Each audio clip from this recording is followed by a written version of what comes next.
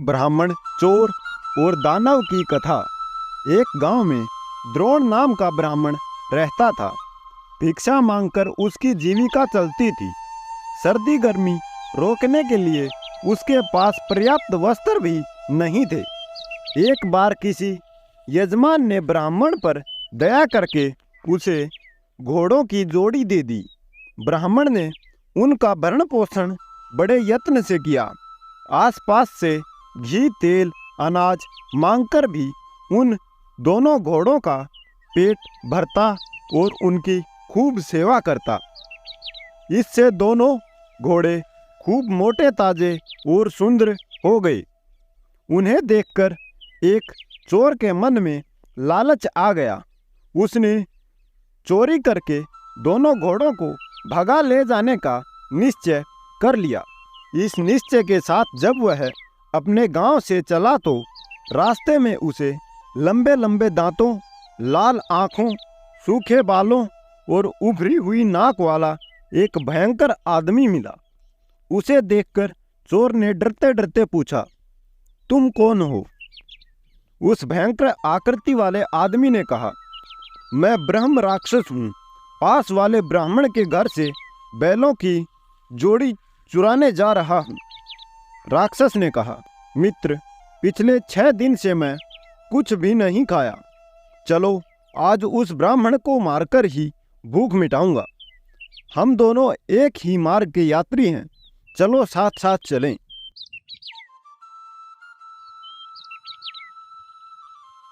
शाम को दोनों छिपकर ब्राह्मण के घर में घुस गए। ब्राह्मण को नींद आ गई।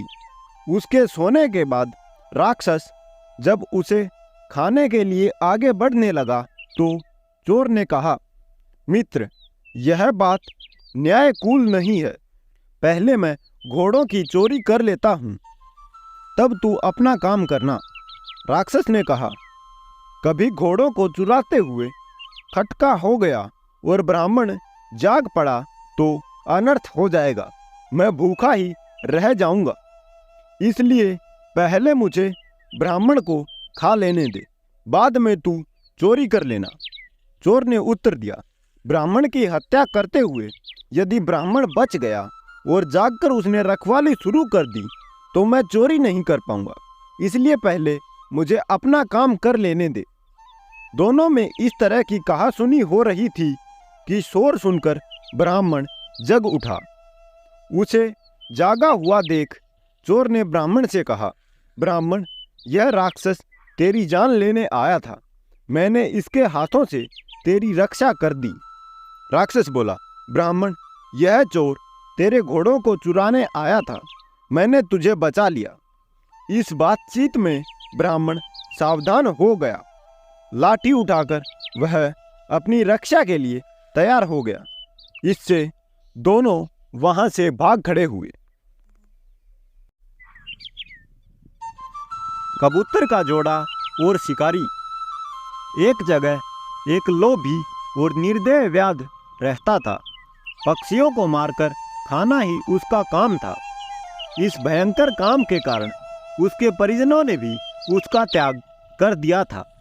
तब से वह अकेला ही हाथ में जाल और लाठी लेकर जंगलों में पक्षियों के शिकार के लिए घूमा करता था। एक दिन उसके जाल में एक कबूतरी फंस गई। उसे लेकर जब वह अपनी कुटिया की ओर चला तो आकाश बादलों से घिर गया। मूसलाधार वर्षा होने लगी।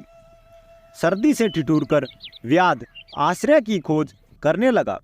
थोड़ी दूरी पर एक पीपल का वृक्ष था। उसके खोल में घुसते हुए उसने कहा, यहाँ जो भी रहता है मैं उसकी शरण में आता हूँ। इस समय जो मेरी सहायता करेगा उसका जन्म भर ऋणी रहूंगा। उस खोल में वही कबूतर रहता था जिसकी पत्नी को व्याध ने जाल में फंसाया था। कबूतर उस समय पत्नी के वियोग से दुखी होकर विलाप कर रहा था। पति को प्रेमातुर पाकर कबूतरी का मन आनंद से नाच उठा। उसने मन ही मन सोचा, मेरे धन्य भाग्य हैं जो ऐसा प्रेमी पति मिला है। पति का प्रेम ही पत्नी का जीवन है। पति की प्रसन्नता से ही स्त्री जीवन सफल होता है। मेरा जीवन सफल हुआ। यह विचार करके वह पति से बोली, पतिदेव, मैं तुम्हारे सामने हूँ। इस व्याध ने मुझे बांध लिया है। यह मेरे पुराने कर्मों का फल है। हम अपने कर्मों से ही दुख भोगते हैं। मेरे बंधन की चिंता छोड़कर तुम इस समय अपने शरणागत अतिथि की सेवा करो। जो जीव अपने अतिथि का सत्कार नहीं करता, उसके सब पुण्य छूटकर अतिथि के साथ चले जाते हैं और सब पाप वहीं रह जाते हैं। पत्नी की बात सुनकर कबूतर ने व्याध से कहा, चिंता न करो वधिक, इस घर को भी अपना ही जानो। कहो, मैं तुम्हारी कौन सी सेवा कर सकता हूँ? व्याध, मुझे सर्दी सता रही है, इसका उपाय कर दो। कबूतर ने लकड़ियां इकट्ठी करके जला दी और कहा, तुम आग सेक कर सर्दी दूर कर लो। कबूतर को अब अतिथि सेवा के लिए भोजन की चिंता हुई, किंतु उसके घोंसले में तो अन्न का एक दाना भी नहीं था। बहुत सोचने के बाद उसे अपने शरीर से ही व्याध की भूख मिटाने का विचार किया। यह सोचकर वह महात्मा कबूतर स्वयं जलती आग में कूद पड़ा। अपने शरीर का बलिदान करके भी उसने व्याध के तर्पण करने का प्रण पूरा किया। व्याध ने जब कबूतर का यह अद्भुत बलिदान देखा तो आश्चर्य में डूब गया। उसकी आत्मा उसे धिक्कारने लगी।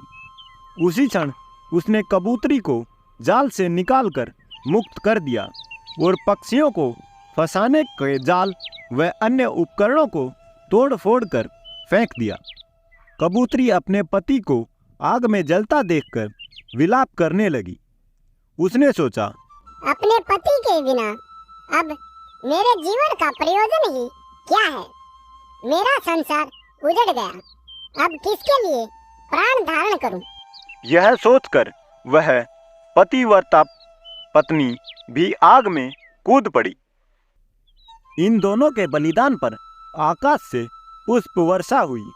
व्याध ने भी उस दिन से प्राणी हिंसा छोड़ दी।